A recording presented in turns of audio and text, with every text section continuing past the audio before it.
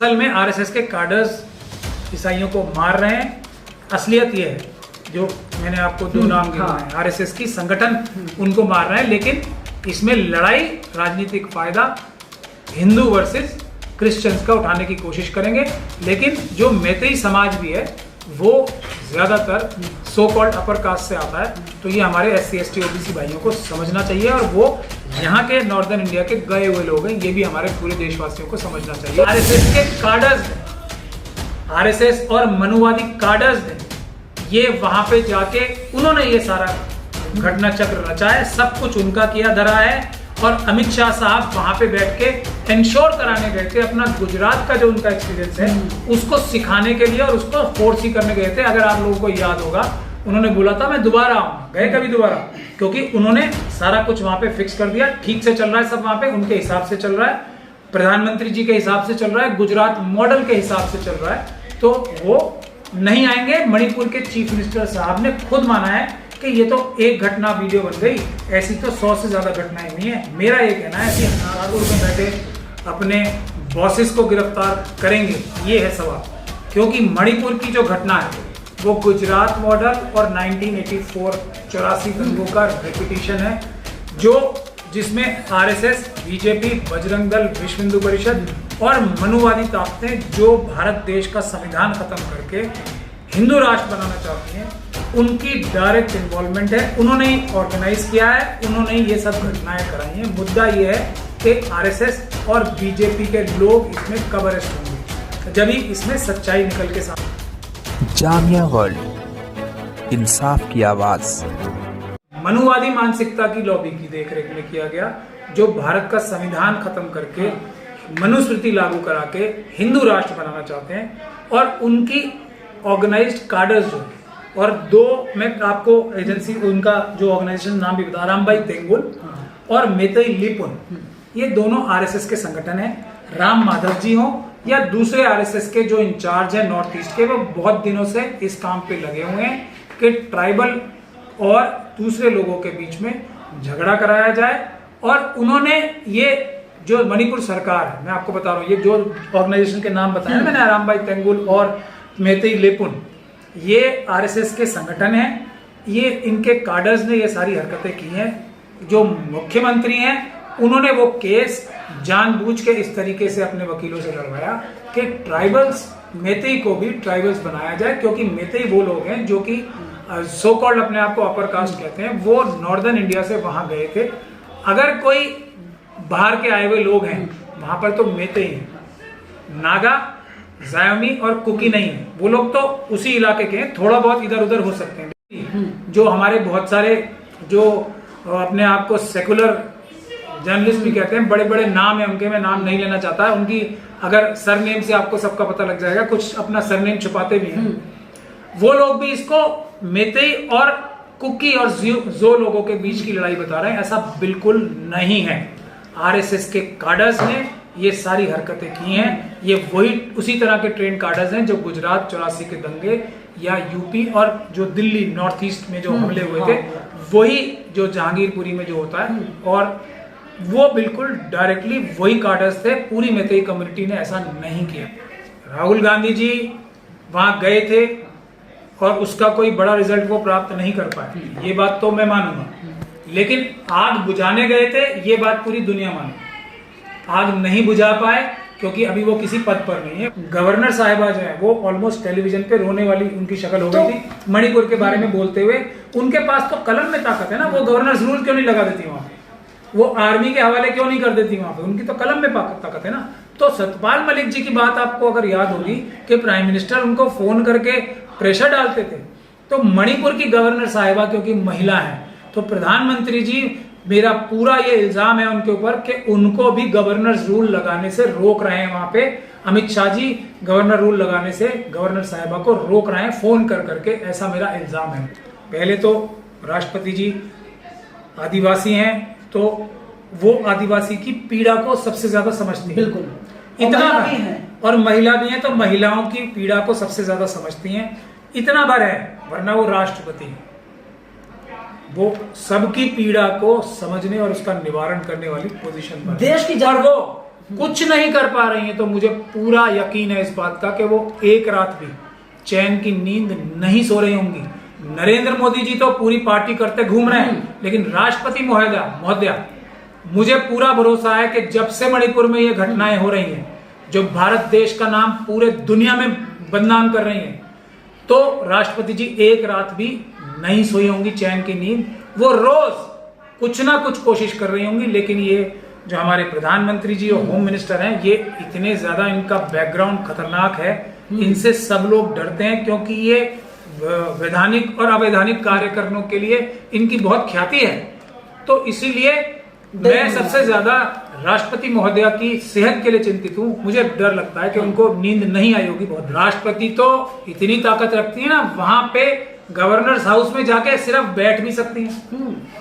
सब ऐसे चुटकी बजाते ठीक हो जाएगा, सिर्फ जाके वहां पे बैठ ले। जैसे राहुल गांधी जी गए थे ना, अगर वो राष्ट्रपति जी की जगह पे होते तो वहां चुटकी बजाते सब ठीक हो गया होता। मैं ये कह रहा हूं, राष्ट्रपति जी वहां पे बैठ जाएंगी तो वहां पे जितने भी आरएसएस के कार्डर्स हैं ना, वो भाग खड़े होंगे वहां से, और अपने आप लॉ एंड ऑर्डर मेंटेन हो जाएगा।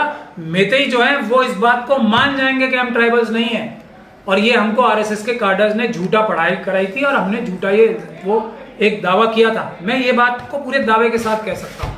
दूसरी बात, इसमें एक और एंगल भी, मणिपुर की जो जमीन है वो खनिज पदार्थों में बहुत ज्यादा रिच है। अडानी और अंबानी की नजर अमित शाह जी के साथ मिलके, मोदी जी के साथ मिलके उनकी खनिज संपदा पे भी नजर है। उन्हें यह बात पता है कि जब तक ये ट्राइबल्स के हाथ में रहेगी, हमारे जो मनुवादी मानसिकता के मेतई लोग वहां गए हैं, उनके हाथ में कुछ ताकत नहीं आएगी उन जमीनों पे। अडानी अंबानी वहां घुस नहीं सकते चोरी करने। तो इसीलिए भी मणिपुर का ये हाल कराया जा रहा है। और एक और फायदा इनको राजनीतिक होने जा रहा है कि क्योंकि जो कुकी और जो लोग हैं वो क्रिश्चियन कम्युनिटी से आते हैं, तो सारी क्रिश्चियन कम्युनिटी के जितने भी देश हैं उनसे दुश्मनी कराने का भी फायदा आरएसएस और बीजेपी को होगा, क्योंकि वो भारत के दुश्मन है। भारत को नुकसान करके चाइना और पाकिस्तान को फायदा पहुंचाने का रोल भी आरएसएस अदा कर रही है, और इससे उनको राजनीतिक लाभ तो होता ही है। देखते हैं ना, आपके मुसलमानों के प्रति नफरत पैदा करके उन्होंने कितना राजनीतिक लाभ उठाया। और बहुत सारे जो क्रिमिनल जर्नलिस्ट है ना, अभी उन्होंने एक लेटेस्ट जो तरकीब मुसलमानों के साथ अपनाते थे कि ये विदेशी हैं और ये हैं और वो बांग्लादेशी हैं, रोहिंग्या हैं, वही टेक्निक इन्होंने लगानी शुरू कर दी। अभी एक बहुत बड़ी जर्नलिस्ट है, मैं तो उनके नाम लेना भी अपनी जबान से पसंद नहीं करता क्योंकि जबान गंदी होती है, तो उन्होंने एक लंबी स्टोरी की है इस बारे में, जो तथ्यों पे नहीं बल्कि झूठ पे आधारित है। हम लोग वक्त आने पे इनके सबके खिलाफ क्रिमिनल केसेस दर्ज करेंगे, आप लोग इंतजार कीजिए। लेकिन वही नैरेटिव जो आरएसएस का है कि ये जो क्रिश्चियन ट्राइबल्स हैं इनको बर्मीज बता रहे हैं, बाहर से आए हुए बता रहे हैं, तो उससे मिजोरम के लोगों की भी भारत के प्रति जो वो प्रेम उनका डेवलप हुआ है उसको खत्म करने के लिए ये आरएसएस की साजिश है। मणिपुर में अभी एक और बहुत बड़ी साजिश आरएसएस कर रही है, जिसके लिए एक नागा महिला की हत्या कराई गई। नागाओं को भी वो देश के खिलाफ भड़का रहे हैं ताकि चाइना के बॉर्डर लाइन एरियाज है, ताकि चाइना को फायदा पहुंच सके वहां की अफरा तफरी के माहौल में। ये मेरा इल्जाम आरएसएस पे आज नहीं, पहले से लगाता आ रहा हूं, लेकिन अभी तक कोई भी इस बात पे कोई क्विक एक्शन अभी तक हुआ नहीं है। चाइना 2000 किलोमीटर जगह हमारी खा चुका है। नागा समुदाय हो, कुकी समुदाय हो, ज़ो समुदाय हो, मिजो हो, ये सब लोग उस पहाड़ी एरिया के हजारों साल से सबसे पहले आदिवासी ये लोग हैं। मैं आपको बता रहा हूँ, मेतई लोग, सो कॉल्ड अपर कास्ट वाले जो होते हैं, वो लोग यहाँ से नॉर्दर्न इंडिया से चल के वहां गए हैं, हजारों किलोमीटर दूर गए हैं। तो इनमें और उनमें जमीन आसमान का फर्क है। वो मूल निवासी हैं, ये बाहरी हैं, वैली के हैं, लेकिन ट्राइबल्स नहीं है। पहली बात तो ये ट्राइबल नहीं है, और ट्राइबल हो ही नहीं सकते, क्योंकि उसकी भी मैं वजह बता रहा हूं। ब्राह्मण, क्षत्रिय, वैश्य और शूद्र, यही तो है ना वर्ण व्यवस्था। आदिवासी इसमें कहां आते? नहीं आते ना। जैसे मुसलमान कहीं नहीं आते, जैसे शेड्यूल कास्ट कम्युनिटी कहीं नहीं आती है, शूद्र तो ओबीसी कम्युनिटी होती है ना। हम लोग तो है ही नहीं ना, हम तो वर्ण व्यवस्था का हिस्सा ही नहीं, हम तो एग्जिस्ट नहीं करते, हमारा तो अस्तित्व ही नहीं है। एससी, एसटी और माइनॉरिटीज का तो अस्तित्व ही नहीं है वर्ण व्यवस्था में, हिंदुइज्म में जगह ही नहीं है हमारी। तो 46% देश की जनता तो जगह ही नहीं है। हाँ, शूद्र कम्युनिटी को वो पीटने के लिए अपने साथ रखते हैं। शूद्र कम्युनिटी जो ओबीसी समाज है, उनकी ये थ्योरी है कि ये हमारे गुलाम है, ये हमारी सेवा करने के लिए पैदा हुए हैं, ये उनकी थ्योरी है। अब ये भारत का संविधान ऐसा है कि हर एक को अपनी आस्था पे बिलीव करने का हक है, लेकिन किसी और के ऊपर थोपी नहीं जा सकती। हम ब्राह्मण की सेवा करने के लिए पैदा नहीं हुए। इंसान इंसान बराबर होता है, यही भारत का संविधान कहता है। हम ये बात किसी की मानने को तैयार नहीं, और जो ये बात कहेगा हम उसको जेल भिजवाने के लिए तैयार। आरएसएस का प्लान्ड इवेंट है और पूरी तरीके से वो अपने मकसद में सक्सेसफुल हैं। प्रधानमंत्री जी की चुप्पी वैसी चुप्पी नहीं है जो एक तरीके से लापरवाही है। वही तो इसको कोऑर्डिनेट कर रहे हैं, गुजरात मॉडल इंप्लीमेंट करा रहे हैं, तो वो क्यों उस पर बोलेंगे।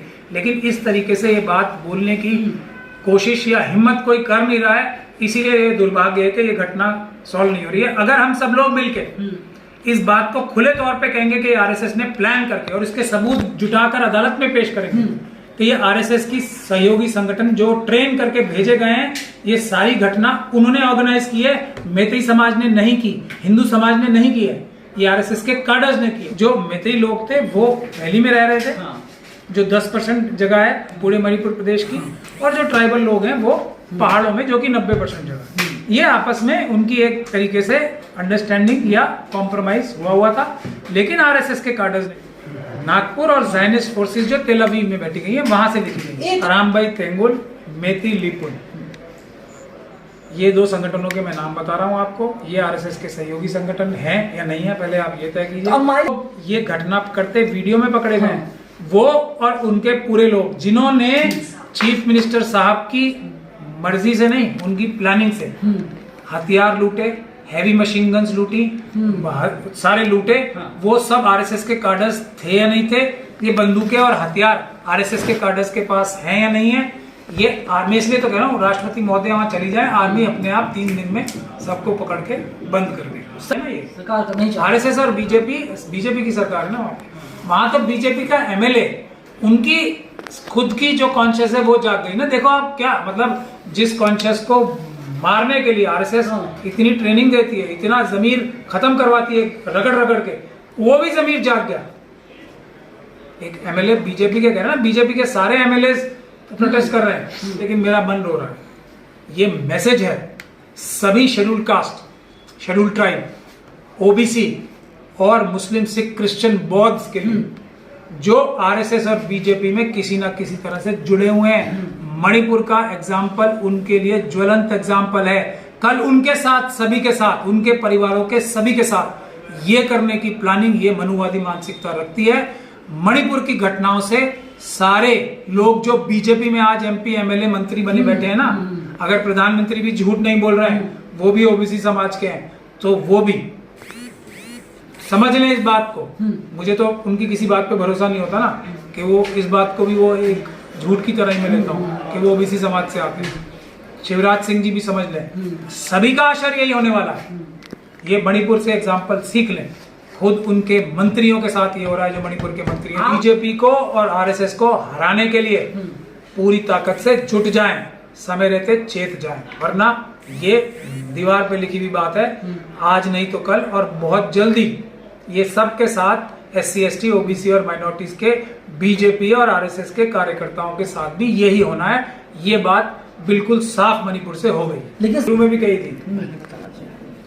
इनका सच जो भी बाहर लाया, यही तो अमित शाह जी तो करवा रहे थे ना, तो अमित शाह जी को ही पकड़वा देगा वो। और अमित शाह जी और ईमानदारी से गृह मंत्री का काम कर रहे हैं, जो वो बोलेंगे उसके आगे ना लगा के पड़ा जाए। होम मिनिस्टर की कुर्सी इतनी बड़ी और वजनदार होती है कि कोई बेवकूफ से बेवकूफ, बेकार से बेकार व्यक्ति भी बैठ जाए तो उसका भी वजन बन जाता है। प्रधानमंत्री जी और अमित शाह जी की वजन, और जो लोग उनको किसी तरीके से मतलब देख भी लेते हैं, वो इसलिए क्योंकि वो इतने बड़े ओहदों पे बैठे हुए हैं, तो उनका कद जो नजर आने लायक भी नहीं है, वो भी इतना बड़ा हो गया क्योंकि वो प्रधानमंत्री की कुर्सी पे बैठे हुए हैं। लेकिन ये बात उनको हजम नहीं हो रही है, उनको बहुत ज्यादा बदहजमी हो गई है, इसीलिए वो अपनी जो उनकी ओरिजिनल स्थिति है उससे बहुत निकल के बढ़ चढ़ की बात करें। वरना एक प्रधानमंत्री के मुंह से आप ये सुन सकते हैं कभी कि गैस जो है वो चूल्हा उससे जला लूंगा मैं, नाली में गैस ना निकाल के, ये मतलब मैं